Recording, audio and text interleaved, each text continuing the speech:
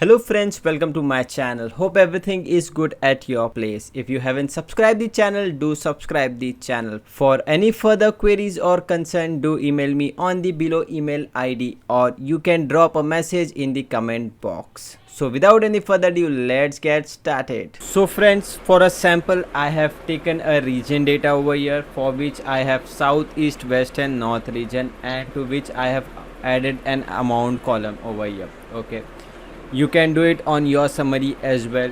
So our first step is to create a graph to this summary. So what I will do is I will select the data and I will go to the insert tab over here. Then I will go to the column, or else I can go to the recommended charts over here and I will select all chart. In column I will select the second chart over here. So we have created the chart. Now what we can do is we can give a formatting. I will delete the title, I don't want the title, and I can delete the axis as well. So I don't want the axis over here, and even I don't want the grid lines, so I will just select the grid lines and I will delete the grid line as well. Now the second step over here is you have to download the template file mentioned in the description box. So over there you can go to the description box and you can download the PPT file. So the PPT file will be like this. So you have to use this PPT file. So over here I have already created 4 shapes over here. So what you have to do is you have to come to this file, you have to select the first shape, you have to copy it. So I will press Ctrl C over here.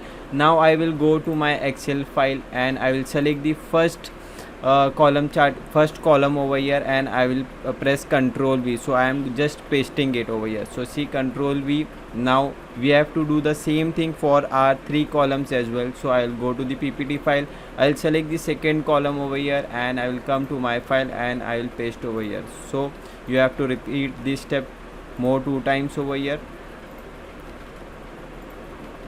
and see, our chart is almost ready over here. Now what we have to do is we have to add the data label to this chart. So what I will do is I will go to my chart elements and I will enable the data labels over here. I will select the data label and I will make it bold. So I will press Ctrl B over here. Then what I will do is I will come to the home tab and I will increase the font size to 11 over here. Okay, so now what we have to do is just we have to copy this formatting to other labels as well. So what I will do, I will select this for this data label and I will go to the home tab and format painter. So I will double click on this format painter and I will just paste this to rest of the data labels. So see, we are done with this chart.